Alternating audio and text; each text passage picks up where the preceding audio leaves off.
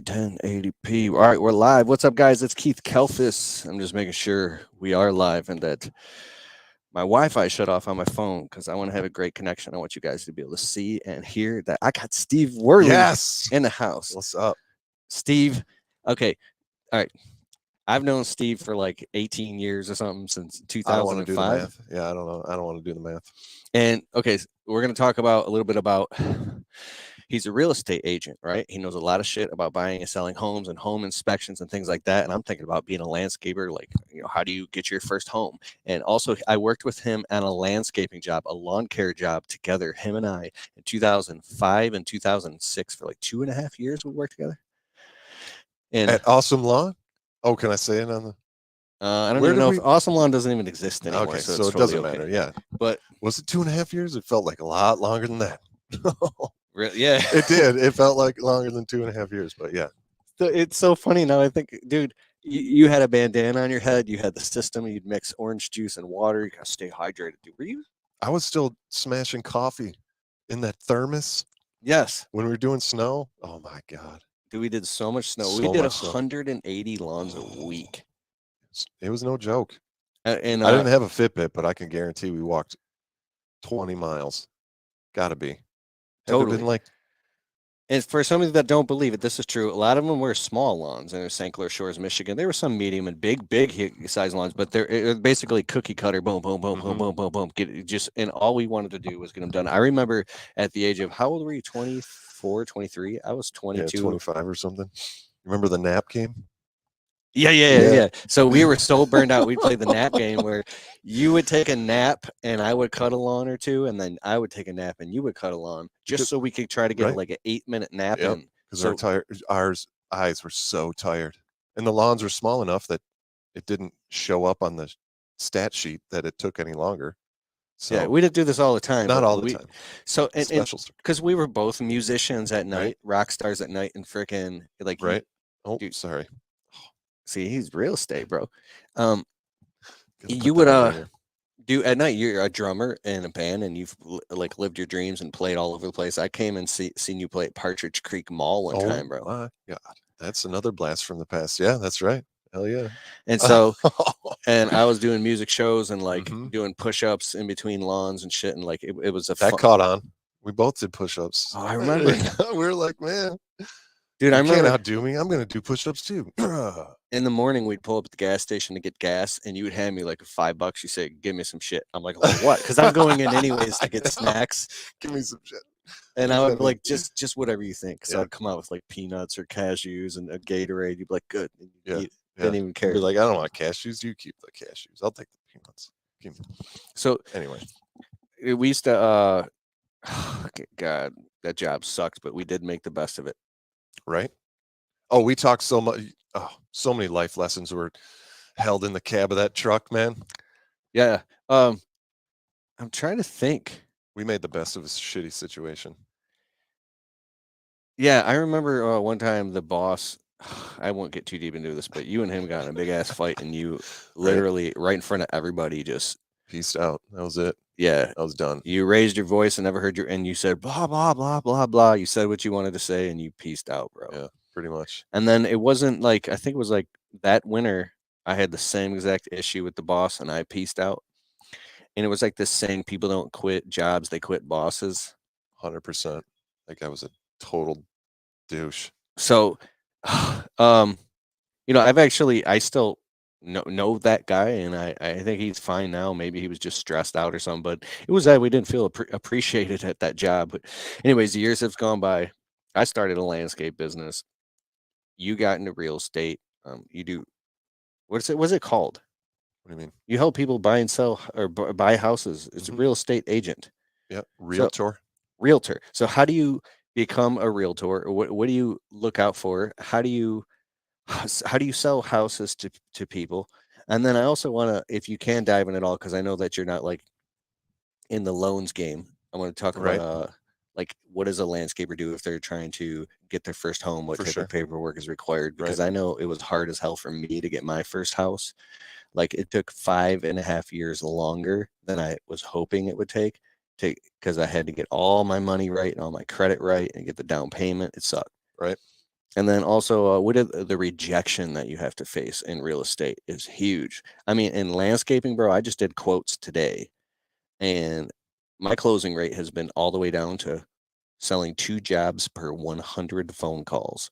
Like, I've spent so much time when I raised my prices because I wanted to make more money. And then the closing rate now is sitting at a nice healthy 50% close rate of qualified leads. So out of every 10, I close 5, maybe Okay. 6. Um, but it's taken me years to dial that into my business. And so, what up, Steve Worley? What up? Real quick, before now, I just did this whole introduction. I Right. want to say, how can everybody find you so they can see a picture of you? Where do you help people buy houses at? What is your whole shit? My whole shit.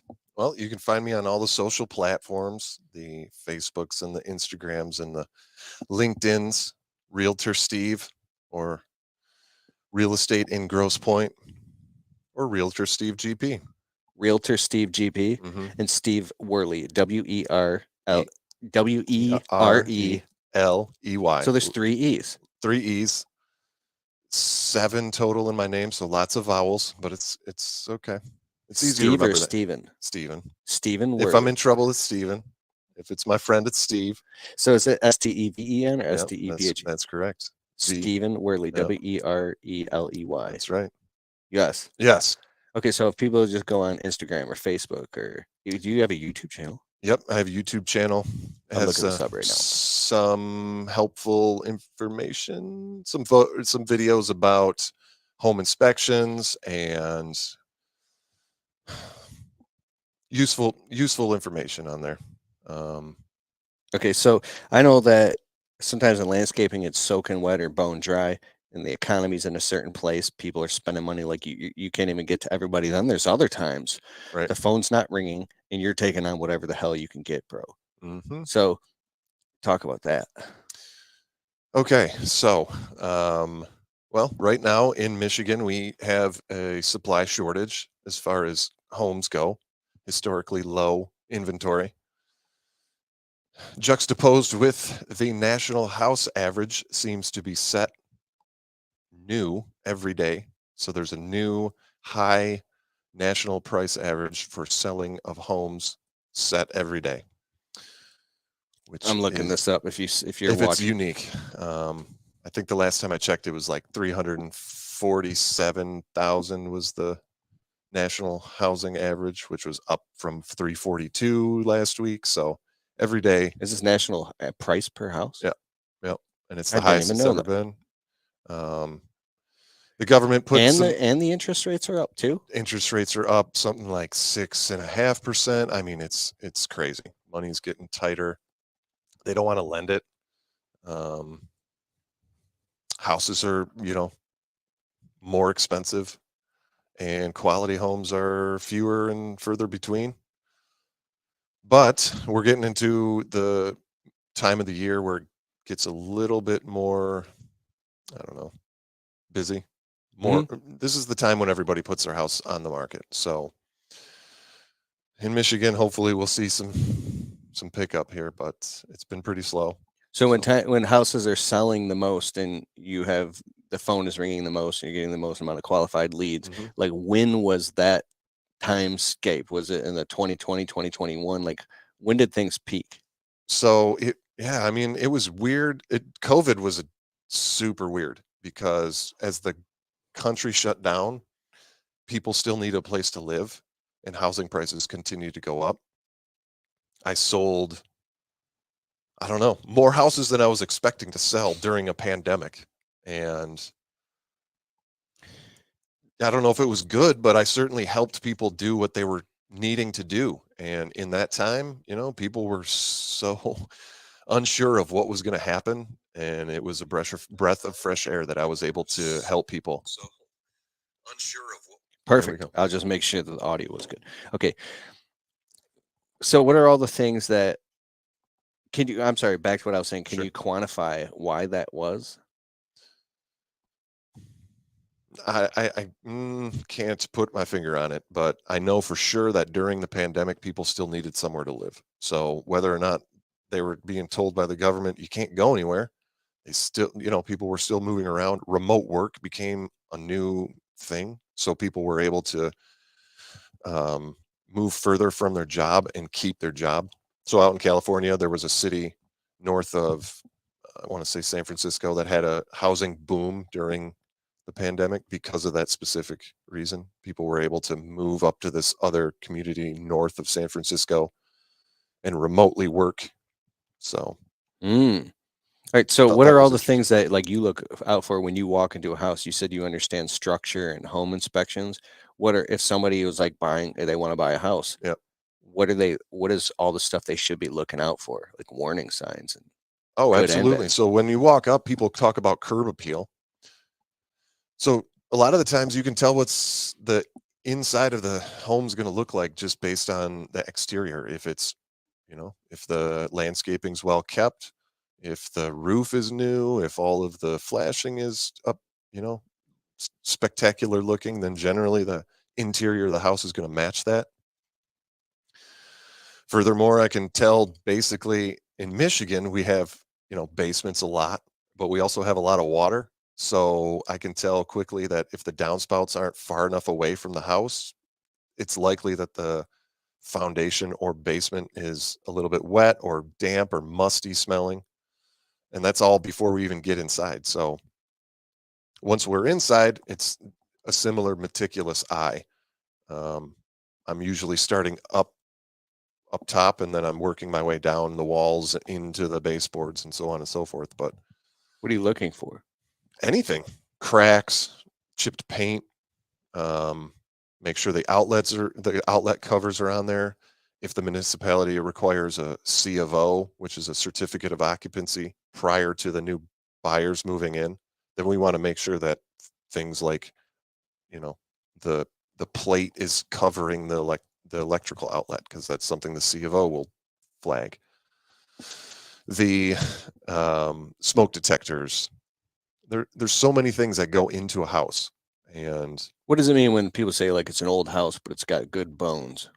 so that could mean a couple of things. Generally, that means in my work, or the way I like to understand it, is that no one's come in and done their like do it yourself electrical work. Or so basically, to me, I take it as it's an original house. No one's gone in and tried to modify anything or tried to do their own, like I said, do it yourself electrical work.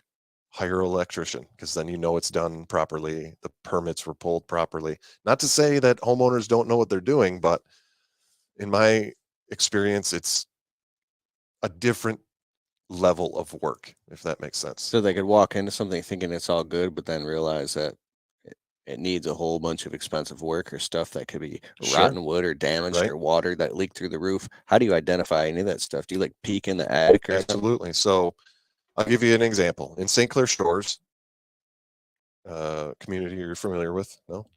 Yeah. Absolutely. So we cut a lot of lawns in St. Clair Shores, a lot of houses there. The municipality doesn't require a C of O before closing. So you could sell a house and have done all of the electrical work yourself and never had told the city, hey, I just rewired my entire electrical box. Certificate of inspection? Certificate of occupancy. Occupancy. So the Oh, I as an inspection. I was thinking like Right. it doesn't have to be inspected by a professional electrician and have something like when we're going and seeing a house and we put an offer on and it's been accepted by the sellers, then we have a window of time where we can do our inspections. So you can either hire a whole home inspection company, or you can hire an individual plumber, HVAC, roofer. It's your window of time to have that home inspected however meticulously you want to, right? So after that window of time, you either need to let the seller know we're ready to move on, we're good with the inspection, or we found a few things in the inspection, we want to continue to buy the house, but would you address any of these for us, or how can we work these out together? Or the third option, which is I had the inspection, I don't like it, I don't want to buy this house anymore. That's your opportunity in that inspection period to walk away and get all of your earnest money deposit back and no other Because you found out there's black mold in the basement or or something, whatever. Yeah. or like there's a serious issue or Yep. foundation cracks that you Right. didn't know about beforehand. Yep. And now you're like, oh, honey, I don't think that we should be doing this right now. Right. So, but a lot of times people, when they're buying a house, they're in such a survival state, they don't even think about all that. And they're just trying to get the house and get the keys. Tunnel vision. They get tunnel vision and they just want to get the house, and they don't. Or sometimes the opposite of it is everything. You just see everything as a show-stopping issue. You could have, I don't even know, a piece of chipping paint, and they'll be like, "Oh, is that something? Is that a sign of? Is the house going to fall down now?" So You've seen this with? oh my, geez, I've seen This is the so good much. shit. I've seen it all, my man. So wait, you've shown tons and tons and tons of houses to tons and tons and tons of people. Mm-hmm. You've seen people where the husband hates it and the wife's overly optimistic, or vice versa. vice versa. Yep. The wife's husband loves it, Yep. but she's like, hell no. And they'll have to. I've watched them talk out their vision in the house, and so sometimes I'll interject and be like, you could do this, and sometimes I'll just stand back and they know what they're talking about, and I'm not going to get in the way of this. I got my own problem, so. Yeah, I've seen a lot. Damn. But, it doesn't mean it's all experience. So Yeah. it helps me move forward and help the next person. What's your email address? Steve with a V. STEVE at at realestateinGP.com. As in Grosse Pointe. Yep. Grosse That's Pointe, where I'm based out of, Michigan. Grosse Pointe. But it's not to say I can't help people in all of Michigan buy a home. Let me write this. Steve. Yep. At. Yep. Real estate. Yep. Real estate. I know. I have to look at it 3 or 4 times. I'm dyslexic. Real bad. I post on social media. My brain saw it was spelled perfect. Yeah. Oh, and then my friend will they will message me like, bro, your shit is super misspelled right now. I'm like, what do you mean? It was perfect. I get all mad, and then I'll like look at it and like, no. I get paralysis by analysis because I'll read it and read it and read it and be like, I know there's something wrong. I know there's something wrong, but dude, I can't see it. I know a huge anxiety spike right now because when I said, what do you mean it was perfect? That the way I made my voice go, like if like my wife heard me say that, she'd be like, you cannot talk like that on social media. Because I didn't mean anything by it. Now I have to like go back and tell my editor to edit that little part out. Just let it all fly. Oh, God, I didn't mean anything by that. I mean, if you can edit things, then edit the sound of my voice, because dear Lord. Steve at real estate in INGP.com. INGP.com. That's right. It's a mouthful. Perfect, because if somebody wants to buy or sell a house. Oh, yeah. In all of Michigan, I can help you. I'm licensed in the state. So people think that it's territorial. How the hell do you get a real estate license? Oh, I'm sorry, territorial. Yeah, so people think that it's territorial. They'll see the GP and go, oh, do you sell in St. Clair Shores? Hell yeah. Sell everywhere. Call me. All I do, I make this joke, but it's true. All I do all day is sit around and wait for the phone to ring so that I can go show somebody a house and help you buy a house or help you sell a house. I'm sitting waiting for you to call me so I can help you. That's it. That's it. It's that simple. I mean, and then people are like, dude, I need to buy a house. Right. And they're like, ta-da. Now you have access to houses for sale that aren't like on Zillow? Zillow is a 4-letter word in my mind because the shenanigans that goes on there, I can't even. It's just so. As a realtor, we subscribe to the multi-list service, or the MLS, as part of joining a real estate board. So the average person don't have access to that? Correct. And so basically what Zillow does, it's a scrape site. It has a membership to that, and it scrapes the information from our MLS onto there, unless a homeowner goes straight to Zillow and then they sell. And at that point, Zillow owns your information. So even after you've sold your home, Zillow still owns your listing. It's not the same with us. When we sell your home, that it goes into our archive, but we don't own it anymore. We don't, the photos and everything, that's more like public or allowed to be used by other agents. So if somebody has a business and then they're trying to invest in real estate and create rental properties on the side, either the husband or the wife will go get the real estate license so they have access to MLS and all these other Absolutely. little perks, Right. right? Yeah. That's what the hell my But wife also was talking about. you become a member of a board. So then that board helps integrate you into, the workings of real estate going on. Bro. Okay, so what are all the things that someone needs to actually buy a house, especially if they're self-employed and they don't have some $96,000 a year So paycheck right, yeah. stubs? No, well, okay, so that helps, but ultimately, if we don't have the cash to make a purchase, then we have to go and get financed, right? So we got to go Mm. to a lender, a credit union, a bank, a mortgage broker, and then at that point, you just share all your financial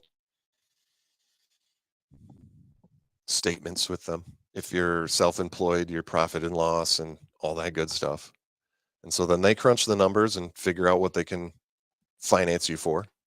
Do you know why it's so hard to get approved for people that are self-employed versus people that have legit 'Cause check stubs? it's hard to show income, Accurate income? accurate income. So if you're up to date with your quarterly, earnings and your accountant is a good friend of yours, it probably won't be an issue. Um, but yeah, self-employed, they're going to be asking you the same questions, pay stubs or profit and losses, or just show me your income, basically. And then beyond, they want to know where it came from. So if you can, if you're in the green industry and you deal in cash, then they want to know where that cash came from.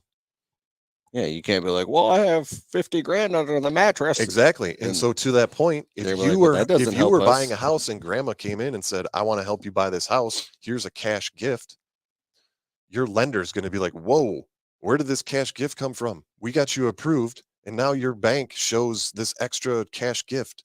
So we've dealt with that. You just basically what happens is grandma goes to the banker fills out a piece of paper that says, yes, Gloria withdrew this money on this date from this numbered account, and Yeah, but then they have to fill out a 83. What is the depending on how much, yeah. then it's going to trigger it to the IRS to go look at it because it's over 10 grand. Well, so maybe not 50. So maybe you get 5 from Gloria and you get 5 from Jack and you get, you know. That crazy. But But so yeah, there's lots of ways to buy a house, and I say it all the time. There isn't a problem that can arise that will stop you from buying the house if you want to buy the house. The only thing that'll stop you is yourself. If you can get approved for it, and I know I'm boring you. no, you're not Seriously. boring me. I literally run all day nonstop. So I if you know. guys ever We're- see me on the video yawn in the podcast, I feel so disrespectful. It's not that. It's the first time I've sat down today. And he's comfortable, ladies and gentlemen. He's in his own house. But yeah, so they'll ask you for all the pertinent details. They'll get you approved, and then at that point, that's the main thing you need to purchase a home is the pre-approval letter. That allows you to make your offer. Yeah. So some real estate agents are like, listen, do you got a pre-approval letter? Right. Do you? No. Call me back when you got a pre-approval letter. Exactly. Well, how do I get that? Call your lenders, call your mortgage broker, call your bank, credit union, and send them all your information, tax stubs or tax returns, pay stubs. They crunch the numbers. They'll ask you what kind of down payment you want to do. Are you looking at a 30-year, 15-year, all that fun stuff? So if somebody calls you and say, listen, I got a pre-approval letter for $500,000. I've got 150,000 in the bank. I've got an 800 credit score. Sorry, Keith, I got to go. I got this client on the thing talking about $500,000. We got to go. That's what I would do. I would drop what I was doing and we go look at houses if you got that pre-approval.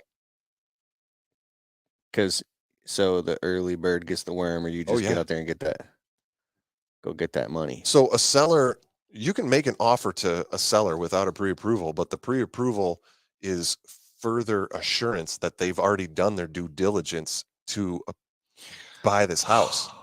Okay, I've got it. My brother-in-law is a loan officer at Quicken Oh Loans. my, you just tell me this now? And we've had extensive conversations about this. And I Okay. just had, so like, I can't say the name. He told me I can't, but he has a celebrity client that everybody freaking knows. Right.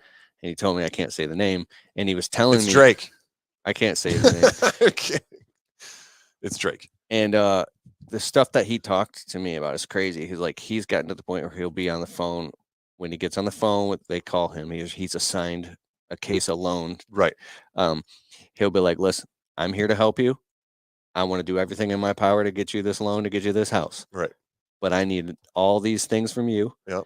And if you listen to me, this is not like an ego thing. I know you're very important and successful. If you go do all the things, the quicker you get me the stuff that I ask you, Right. is the quicker I can help you, help me, help you. Exactly. And if you don't, and he goes like, Exactly. I'm working on 140 different loans right now, and Right. yours is number 72. You can make this as long as you want. Yep. So he's like, when your loan officer or the real estate guy or the agent asks you for something, just go do that shit right away. Right. Immediately. I don't care if you're like, if you want to buy the house, don't wait.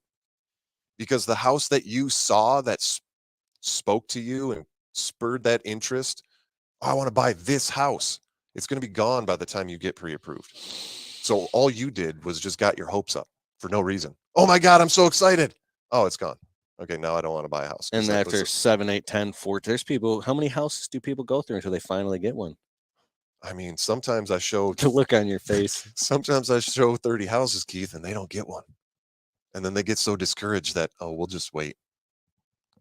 And you're like, what? Okay, wait for what? For more houses to come on? Because that's what we wait for. We just wait for more houses to come on. So get the pre-approval.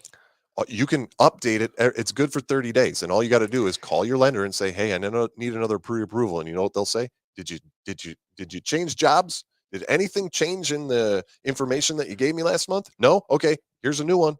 And that's it. Yeah, dude, I straight up had like them saying, hey, what's this little thing that popped up on the credit? I'm like, oh, I got a Best Buy credit card or something. And then oh, that changes everything. Why the hell did you do that? Right. And then to that point, if you had a house under contract, if you were buying a house and you got the pre-approval, you made the offer, you went through the inspection, you go through the appraisal. We're getting close to closing now. You're a week away from closing and owning this house. You're so excited. You go to Art Van. I need a new couch for this living room. Pull out your credit card, boom, swipe it. You just cost yourself a house because your credit score just changed. Everything has to be completely, and there's people's signatures and everything. And these are like laws too, right? Like, well, I mean, if your credit score changes, then it changes everything about your loan because they're using your credit score with your income to finance you this number over this period of time. So if you change that credit score, changes everything else. Yep. And so you got to tell people, listen, do not buy a car. Do not finance anything. Lock down everything for 30 days until we close on this house. This is the biggest thing you're going to do in your lifetime besides have a kid and get married. Yeah, so don't do anything else. So don't get married and don't have a kid. I'm just kidding. I love my children. They're the best thing that ever happened to me. But don't even get a credit card. Don't even open a new line of credit. Everything needs to stay in pat until you close on that house. Unless your loan officer is cool with it. I mean, to have that conversation with them, be like, I'm thinking of financing a car.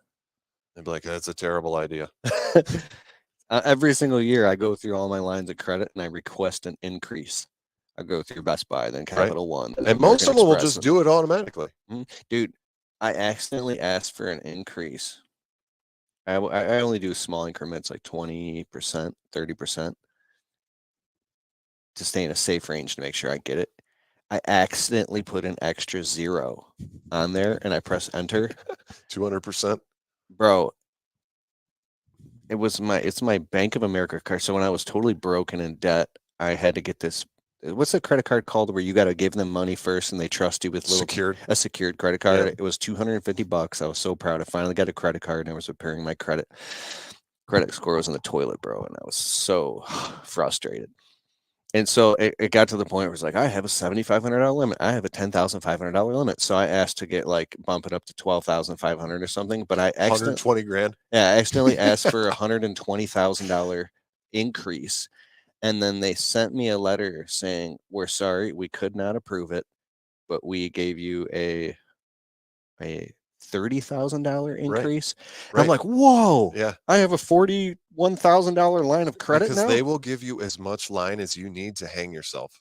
But I literally was a mistake, and now my credit card limit is crazy high. Right. So my utilization is like at 1%. Oh, perfect.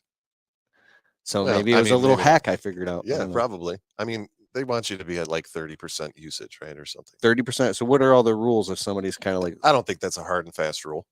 That's just something I've learned or heard, is that your credit usage shouldn't be maxing out your credit usage. But some people have no choice. So do it. well, sometimes I'll put a bunch, if I'm buying like a fancy ass camera or a dump trailer or a piece of landscape equipment and I'm dropping 5 or 10 grand, I'll boom, put it all on there. And then I'll pay it off real quick, depending on what it is. Right. So does that, you know anything about if that looks bad or? I mean, I don't know how it could look bad. You're repaying a loan. And Hmm. that's ultimately what they want to see. And it, okay, that makes perfect sense. I mean, okay, so some lenders want to see what is it? Just a balance on your credit, but they don't want it to be maxed out at 100%. But they also don't want you just like having 5 credit cards and not having a balance on any of them. So they want some sort of happy gray area where they see you're using your credit, but you're not maxing it out, and you're definitely not going to, not be able to pay. Oh, guys, real quick, I got to do a quick commercial because this is all happening on the Untrapped podcast on Apple, Spotify, Stitcher, iHeartRadio, all that. But here on the video, if you're watching or if you're watching this live, if you're looking for an awesome software to run your business on, what a great time I picked. Look no further than, wait, where's the logo, man? There it is. Ugh. It's right here on this mug. Jobber software. I've been using Jobber for 4 years now to do the billing and invoices and payment collection and automated follow-up inside of my business. And my favorite feature is the automated follow-up, which is like, you'll automatically let the customers know when you're going to be there. And it'll automatically send them reminders to make their payment. They can pay their bill online with Jobber Payments. If you want to get a free 2-week trial of Jobber and a huge discount with my exclusive discount, go to getjobber.com/Kelfus, getjobber.com/Kelfus. You know my last name. It's right on my hat, dude. It's right here. That's a Cujo Yardware hat. KALFAS, getjobber.com/Kelfus. Literally take out your phone and type it in, and then you get a huge discount on my link. That's my Jobber ad. All right. Getjobber.com/Kelfus. Yeah, or you can go getjobber.com/Keith. Either of those two work. All right. So what are and then so Steve at realestateinGP.com. Yes, what sir. are all the things that somebody has to do to actually get a real estate license? Oh dear God. My wife's been talking about this for a minute, bro. Okay. She's like, I would sell the fuck out of houses. Maybe I bet she would. Yeah. She's a hustler, bro. You don't even know. I mean, when I think about, I used to bring her on landscape quotes with me when I first started, and I was all scared. And she's like, oh, come on, I'll sell those fucking jobs. And dude, I was like, okay, here's the notepad. I was so she literally walked up to customers and started like drawing the garden beds. She didn't even know what to charge or anything. But I was like, I don't know, kind of worked. I mean, that's fearless confidence right there. That's like it's in her I'll blood. fake it. Yeah, fake it till you make it. She's overly confident. It's so hot though. Anyways, keep going. Sorry, I'm an ass. All right. So if you really wanted to play a terrible practical joke on someone and get them licensed in real estate, just kidding. It's a great business. Listen. Yeah, tell us the secrets. So there's no secret. You just go to school. You sit in a classroom, or I'm sure by now they do it online, for 40 clock hours, they call it. So it's just, you just do your time in the classroom for 40 hours. You learn what they have. You have to pass the class test with an 80% or better so that you can go on to take the state's test, which then you have to pass the state's test with a 70% or better. So I'm terrible at tests, but I passed the school's one the first time and I passed the state one the second time.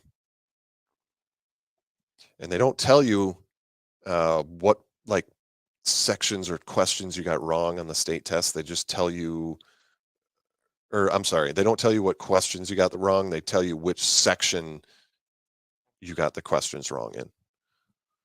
So when you don't meet that 70% threshold, they just tell you, okay, you missed a couple in 4 and you missed a couple in 7. So then I went back and I studied up on those 2 really well, and then finally passed it the second time. Mm. And at that Now, do you point- have it for life, or do you got to renew it? So you renew it every 3 years. And to do that, you have to have your continuing education up to date, which is 18 hours for that 3-year period. So 6 hours every year of continuing education. And 2 of those hours have to be legal and I forget what else. Basically, it's 6 hours. You sit in a classroom and listen to a lawyer talk to you about law and real estate law, and you try not to fall Oh, that's asleep. badass. Fall asleep? You try not to, because he just goes through these cases that happened in Michigan to show you, to teach you the lesson in it. I want to get a real estate license, I a mean- realtor license now. Okay, and to become the designation of a realtor is more education. So when you become licensed in real estate in Michigan, you're a real estate salesperson. And so to become a realtor, you just have to do more education after. So that's what I did. Okay, so I'm not yelling because it's because I'm running like It's- crazy. I'm Right. running 2 businesses, and I love it. I'm excited. Okay, so how do you actually get to the point where you can help people buy houses? Do you like go to a real estate firm and say, "Give me an office here, or give me a job, and give me leads," or what? How Right. does this work? So once you pass that state test and you have your real estate salesperson license in your hand, then you need a broker that you can hang it in. So it's kind of like I don't know, like a franchise attachment. I don't know how to describe it, but basically you need a broker to shield you or umbrella you, or unless you are a broker yourself, then you can do whatever you want. So what if like you wanted to just help people do it on the side? So you wouldn't necessarily need a license, but you would have to have someone that was licensed. But So- that I mean, being part of a broker, like, can't you just run it out of your own damn house and Sure, help there's peop- transaction coordinators, which are, agents of the agent. So they'll just like coordinate the transaction, but they're not a licensed real estate you person. just go meet them in a Starbucks and close?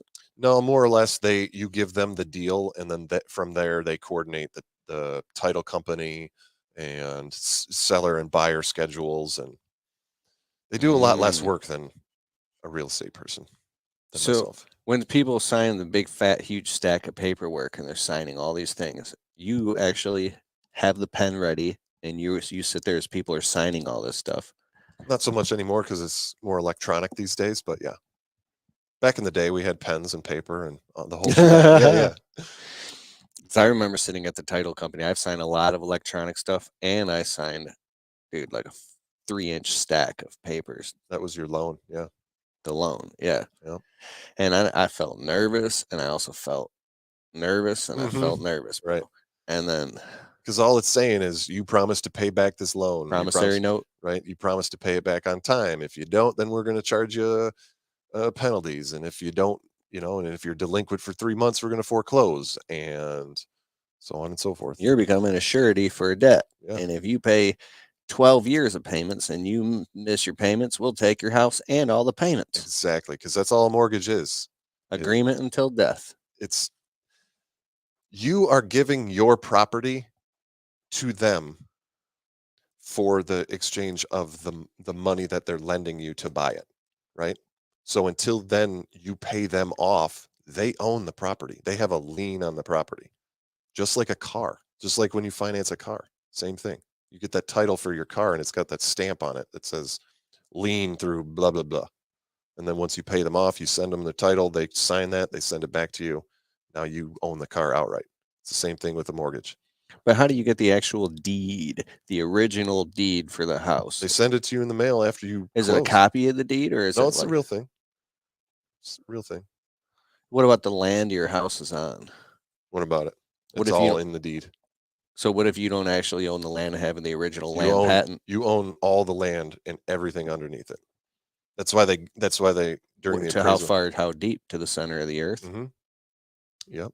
Unless you are up against a lake or a body of water, then you have riparian rights, which is basically up until the high water mark. You can't own the lake, but you can own the water, the land that goes. What ends happens up- when someone pays off their house? Then they own it outright. They still have to pay the taxes Why do they have to pay property taxes? because it's still in the municipality. You're still getting city services. They're still, Oh, taking out your trash and giving you fresh water and disposing of the waste, and they're still doing that for you. but if you don't pay property taxes, can they take your house? Foreclose on it. Hell yeah. Why? I thought you owned the house. But you don't own the land. I mean, you technically own the land it sits on, but you're still leasing it. So from in the chain of title, what's higher, the land or the house? It'd be the land. If they could take the house, they still own the land that your house is on. correct. So how do you buy the land that the house I mean, is you on? own all of it, but they will come and take the property that it's sitting on. You know what I mean? Because the city still owns that thing, and you're paying the taxes on it. We're never free. We're always paying taxes on something. Wow. And so even if you own it outright, you still get a tax bill. And if you don't pay that tax bill, they'll come and take everything. But it's not to say that you can't get the equity back out of the house. So that's a whole nother topic. I was always curious about that stuff. How does that work? Because Right. when I was buying my house, Just don't stop paying is the Yeah. moral of the story, right? And if you do, if you got to get out, call me and I'll help you sell it. Steve Worley. Steve Worley. Steve That's at right. Plug. realestatengp.com. That's right. I love it, bro. Hey, I want to look you up on Instagram on my phone real quick. Oh, bro. that's a mistake. Instagram.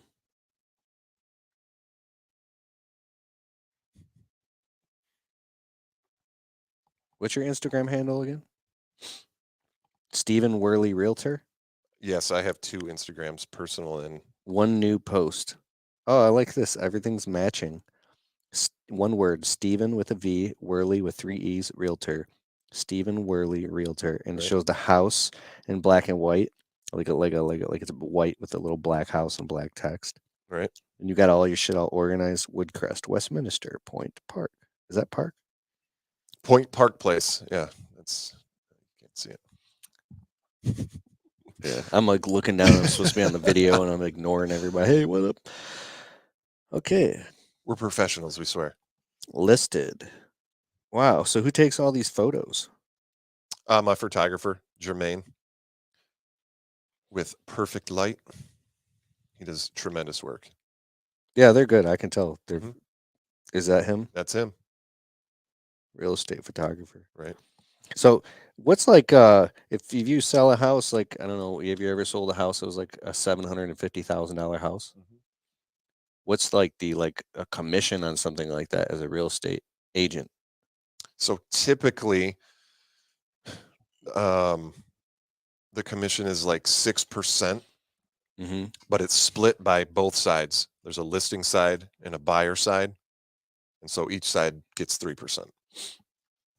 So you can, is it like feast or famine where you can get like some fat checks and then go like literally months with no checks and showing houses, and Right. then it's like I say, soaking wet or bone dry. Yep, So how do you have to like put it in a holding account and disperse yourself right. monthly payments, or Almost. you can? Almost. And so is it like how about this? When you have leads, how long does it take the average person before they're interested in a house and they know you Okay. and they say we're getting ready to buy a house? Because Mhm. I was talking about, I read this book called Great Leads by Michael Masterson. How Okay. long does it take them to? They're usually like they actually bought the house and closed the papers, and then you got to check. Like, is this sometimes years? Like, are you generating leads with people for months? Oh my Or do God. some Yeah, people? I mean, I just sold a house last year from friends of mine that had been talking to me about selling their house for 5 years. So they, every time I come over, oh yeah, we're thinking about, making the move. And then finally last year, they're like, no, really, we're doing it. I was like, really? Like for real, for real? Yeah. We're doing it. So And these were friends. yeah, So this is the long. You're playing the long game. This is a long game. Like, I mean, I don't want to listen. I'd already be out of business if every lead I waited on took 5 years. Mhm. But just to backtrack to answer your question, if the person is pre-approved already and we're looking at a house, generally we're closing on a house within 45 to 60 days of when we started.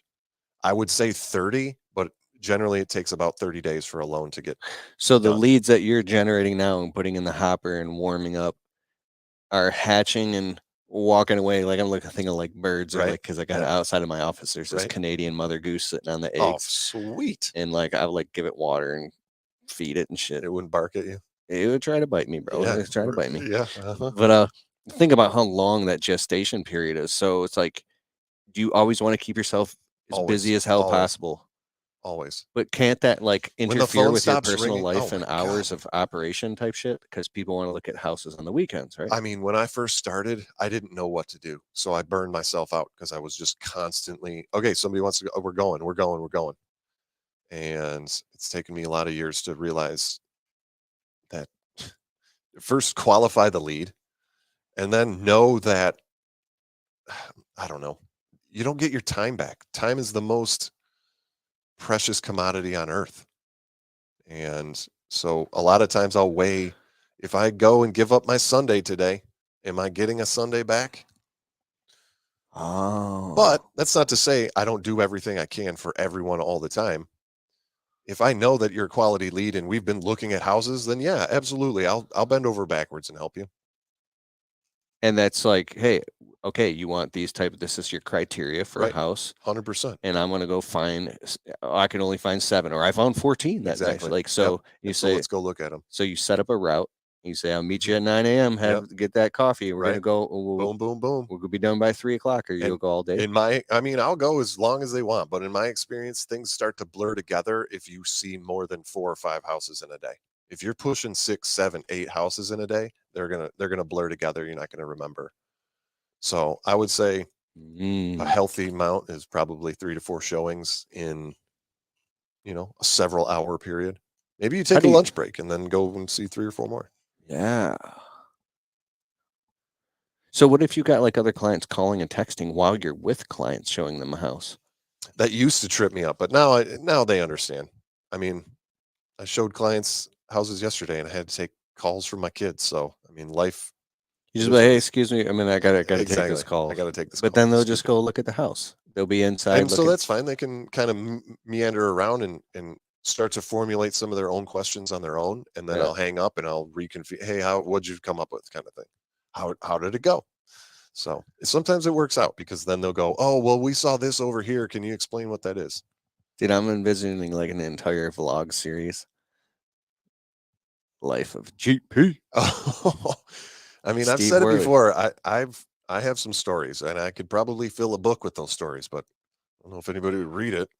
But yeah, I've been doing this since 2006, right before the market crashed. Yeah. Then I kept working through the crash. And yeah, here I am today. I love it. All right, bro. I like to keep these under an hour, and it's 48 minutes. Perfect. I got my kids calling me, just wondering when am I coming home? Well, dude, thank you so much for being on the Thank you for Untrapped having me. Podcast. Oh, my pleasure. I'd love to do it Steve again. Worley, Right? friend since 2006. Oh man. Thanks, Keith. Dude, thank you so much for being on my show. For sure. And if you want to reach out to Steve, Steve at realestateinGP.com. You got it.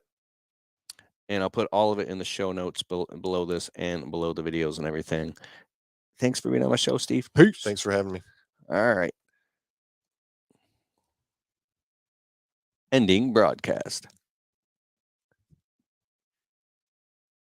Oh, hey, it's taking an extra second. So, guys, go on Spotify or Apple and leave my podcast a well-worded, positive 5-star review so it boosts the ratings so more people get to listen to this show. It only takes you like 30 seconds. Please do it right now. Just go do it. I'm doing it right now.